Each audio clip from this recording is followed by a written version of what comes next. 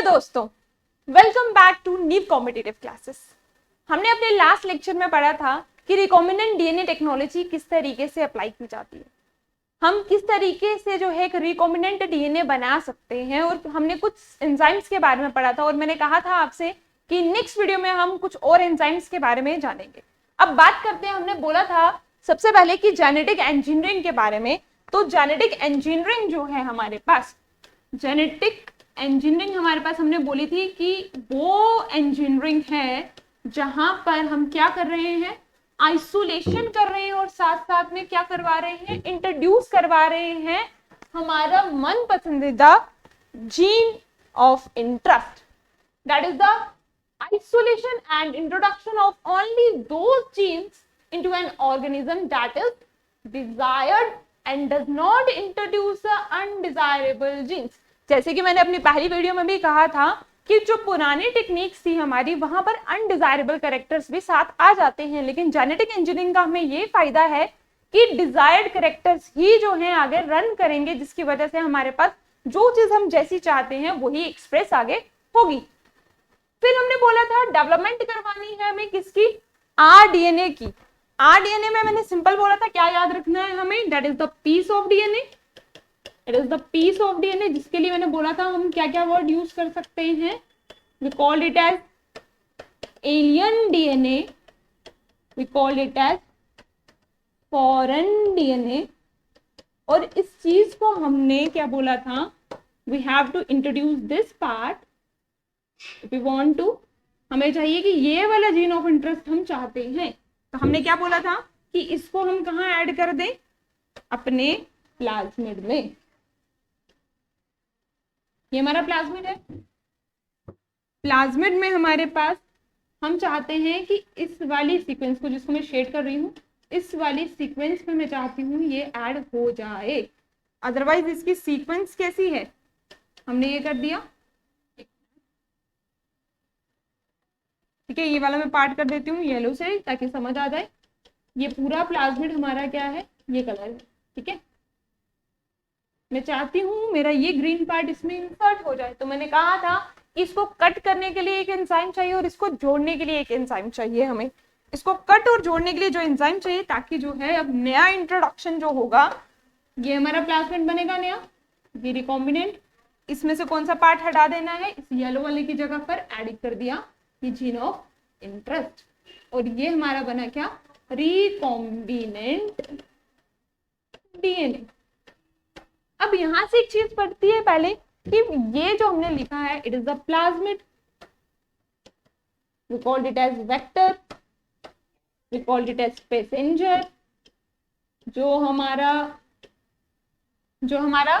In gene of interest वाला DNA आगे लेके जाएगा, जिसको हमें इंट्रोड्यूस कहाँ पे करवाना है, आगे जाकर होस्ट सेल में। तो मोस्टली जो हम प्लाज्मिड यूज करते हैं, मोस्टली यहाँ पर जो हम वेक्टर यूज कर रहे हैं, दैट इज द प्लाज्मिड, है ना। बाकी जगहों पर हम एनिमल्स की बात करें, वो यूज रेट्रोवायरसेस, प्लांट में हम मोस्टली एग्रोबैक्टीरियम यूज करते हैं, लेकिन सबसे मनपसंदीदा जो यूज किया जाता है वो प्लाज्मिड। क्यों प्लाज्मिड क्यों चुना जाता है, बिकॉज प्लाज्मिड की कुछ खासियत है। हम अगर बात करें प्रोकैरियोट्स की, मोनेरन्स की बात करें, तो मोनेरा किंगडम जो है हमें मालूम है बैक्टीरिया उसका सोल है, सारे के सारे बैक्टीरियाज में, लेकिन हमें ये कैरेक्टरिस्टिक नहीं मिलता। लेकिन कुछ बैक्टीरियाज का एक स्पेसिफिक कैरेक्टरिस्टिक्स है, जो स्पेसिफिकेशन है वो क्या है, प्लाज्मिड की। प्लाज्मिड की स्पेसिफिकेशन की अगर मैं बात करूं, तो प्लाज्मिड को हम डिस्क्राइब कैसे करते हैं, प्लाज्मिड जो है हमारा, दिस इज अ, सबसे चीज पहली क्या, it is a extra chromosomal DNA, और दूसरी चीज क्या है, ये सर्कुलर फॉर्म में रहता है। फिर इसकी प्रॉपर्टी क्या है, ये है हमारा सेल्फ रेप्लिकेटिंग, मतलब रेप्लिकेट करवाना नहीं पड़ता, ये वो बच्चा है जो खुद ब खुद सेल्फ स्टडी कर लेता है। वैसे ही हमारा प्लाज्मिड है, ये सेल्फ रेप्लिकेट खुद कर लेता है, तो इन प्रॉपर्टीज की वजह से इसको चुना गया है। इसके अलावा इसके पास कुछ एक्स्ट्रा फैक्टर्स होते हैं, वो फैक्टर्स क्या हैं हमारे पास, जैसे antibiotic resistance gene, that means ऐसी रेसिस्टिविटी इनके लिए है, इनके पास है कि किसी दूसरी एंटीबायोटिक के लिए ये रेसिस्ट है, और यही प्रॉपर्टी जो है हम यूज करते हैं for the production of different antibiotics. ये चीज आ गई कि प्लाज्मिड क्या है, प्लाज्मिड हमने किस प्रॉपर्टीज के बेसिस पे चुना हुआ है, क्यों हमने उसको वैसा कार अपना वैसा व्हीकल जो है चुना गया हुआ है जिसकी वजह से वो आगे जाकर हमारे डीएनए को आगे जाकर ट्रांसफर करता है। तभी हमने इसको बोला कि पैसेंजर डीएनए की तरह काम कर रहा है, हमारा पीस ऑफ डीएनए ये आगे जाकर दूसरे वाले में क्या करवाएगा, इंसर्ट करवाएगा, और दोनों के कॉम्बिनेशन से बनेगा हमारे पास रिकॉम्बिनेंट डीएनए। यहां तक तो बात क्लियर है। अब यहाँ उसके बाद हमने पढ़ा था अबाउट द डिफरेंट एंजाइम्स। जैसे मैंने कहा था प्लांट सेल होगा तो कंपोजिशन जो है सेलुलोज की है तो सेलुलेज होगी, उसके बाद काइटिन है तो काइटिनेज होगी, और प्रोटीन है प्रोटीएसेस एंजाइम्स हो जाएंगी, लाइपेसेस, और बैक्टीरिया के लिए स्पेशली बोला था लाइसोजाइम एंजाइम। उसके बाद यहां तक तो हमने ये कोई भी सेल है हमारा उसकी वॉल और मेम्ब्रेन तो डिग्रेड कर दी, लेकिन अब बात पहुंचती है हमारी कहां पर, इसके जेनेटिक मटेरियल पर। अब हमें जेनेटिक मटेरियल चाहिए रिकॉम्बिनेंट के लिए डीएनए। डीएनए चाहिए तो ऑब्वियस सी बात है डीएनए के अलावा यहां पर कुछ हमारे पास आरएनए भी पड़ा होगा।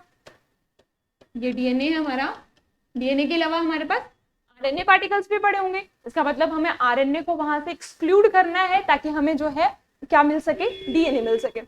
तो आरएनए को एक्सक्लूड करने के लिए we have some enzymes that called as nucleases enzymes. जैसे हम बोल सकते हैं simply RNase, we have DNase. मतलब अगर हमें जैसा रिकॉम्बिनेंट चाहिए, डीएनए चाहिए या आरएनए चाहिए, तो हम यहाँ पर यूज करने वाले हैं आरएनएस। आरएनएस यूज क्यों करना है, क्योंकि हमें प्योरली डीएनए चाहिए। डीएनए चाहिए तो आरएनए के पार्टिकल्स को हमें वहां से रिमूव करना पड़ेगा। आरएनए जो है वो करेंगे, आरएनए के ऊपर एक आरएनए भी हट गया हमारा, अब बचा हमारे पास क्या, डीएनए। तो डीएनए हमें प्योरली फॉर्म में चाहिए कि कोई भी एक्सट्रैक्ट है उसको हमें निकालना है वहां से डीएनए। तो डीएनए बेचारा बहुत परेशान है हमारा। तो हमने क्या किया, हमने बोला डीएनए को, डीएनए परेशान मत हो, हम क्या करते हैं थोड़ी सी पार्टी कर देते हैं। तो हमने क्या करवाया, इस डीएनए की पार्टी करवाई। लेट्स सपोज ये हमारा एक कंटेनर है, इसमें एक्सट्रैक्ट पड़ा हुआ है। इस एक्सट्रैक्ट में हमारे पास जो है हम चाहते हैं कि प्योर डीएनए हम बाहर निकाल सकें। तो हमने क्या किया, इसकी पार्टी करवाई और इसमें ऐड करवाया क्या, चिल्ड इथेनॉल। भाई तुम बहुत क्या हो चुके थे, गर्म हो चुके थे, ठीक है, टेम्पर हो चुके थे, परेशान थे, फ्रस्ट्रेटेड थे। हमने बोला थोड़ा सा स्टैंड बाय मोड से थोड़ा सा हट जाओ, थोड़ी सी चिल करो, थोड़ी सी पार्टी करो। तो हमने उसमें क्या डाल दी, चिल्ड इथेनॉल। जैसे ही हमने उसमें चिल्ड इथेनॉल डाली तो क्या हुआ, यहां पर हमारे पास ये कंटेनर है, इसमें कुछ फाइन थ्रेड्स बन गए, ठीक है, इसमें कुछ फाइन थ्रेड्स बन गए। With the help of some हमने क्या किया, इसको स्टिर किया। तो एक रॉड के थ्रू जो है हमने जब स्टिर किया और उसको बाहर निकाला तो उसके साथ जो है वो सारा का सारा क्या हो गया होगा, कूल डाउन हो चुका होगा, कोगुलेट हो चुका होगा। तो सारा का सारा सुपरनेटेंट एक तरफ हो गया, दैट मीन्स कंसंट्रेशन ग्रेडियंट की वजह से सारी की सारी ये फाइन थ्रेड्स आपस में इकट्ठी हो गई होंगी, और उन फाइन थ्रेड्स को हमने क्या किया, स्पूलिंग की ओर बाहर निकाल दिया। अब यहां से देखो, स्पून से चाहे याद रख सकते हैं हम इसको, स्पून से स्टिर किया, ठीक है, बट प्रोसेस का नाम जो है हमारे पास वो क्या है, स्पून याद रखना है सिर्फ समझने के लिए, ठीक है, और प्रोसेस का नाम जो है वो क्या आ गया हमारे पास, स्पूलिंग। तो व्हाट इज स्पूलिंग, इस पे क्वेश्चन आता है, ठीक है, इट इज इंपॉर्टेंट। स्पूलिंग क्या है हमारे पास, स्पूलिंग एक ऐसा प्रोसेस है जहां पर हम क्या करते हैं, डीएनए को, प्योर डीएनए को बाहर निकालने के लिए हम उसमें ऐड करते हैं चिल्ड इथेनॉल। चिल्ड इथेनॉल डालते ही उसके फाइन थ्रेड्स बन जाते हैं। फाइन थ्रेड्स जैसे ही बने हम उसको क्या करेंगे, स्टिर करेंगे और बाहर निकाल देंगे, और इसी प्रोसेस को हम क्या बोलते हैं, स्पूलिंग। तो यहां तक हम पहुंच गए कि किस तरीके से हमें डीएनए को एक्सट्रैक्ट करना है। लेकिन बेसिकली हमारे पास कुछ और भी एंजाइम्स हैं जो हम पढ़ेंगे आगे, कि किस तरीके से हमें डीएनए कैसे चाहिए, एक सर्कुलर डीएनए चाहिए या अगर हमें उसको लीनियर करना है तो हम क्या चीजें, कौन सी एंजाइम्स यूटिलाइज करें ताकि वो लीनियर एंजाइम बन जाए। या फिर मैं अगर आगे बात करूं, ऐसी एंजाइम्स की बात करते हैं जो यहाँ पर इसको कौन सी पर्टिकुलर सीक्वेंस चाहिए, क्या कोई स्पेसिफिक है या कोई भी एंजाइम चल देगी। तो न्यूक्लियोसिस एंजाइम के बारे में हम नेक्स्ट वीडियो में जानेंगे कि ऐसी कौन सी न्यूक्लियोसिस एंजाइम्स हैं और वो किस तरीके से काम करती हैं।